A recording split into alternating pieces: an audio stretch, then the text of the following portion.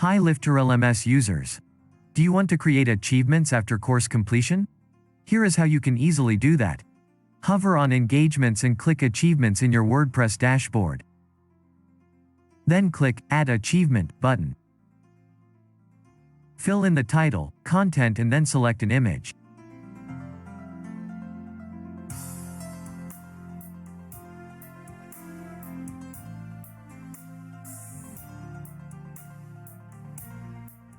Then click Publish button.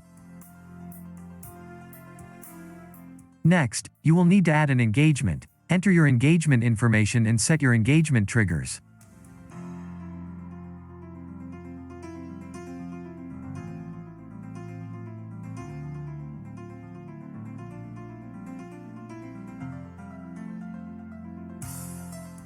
Select Achievement for your engagement type. You can select an engagement delay if you don't want your achievement issued immediately.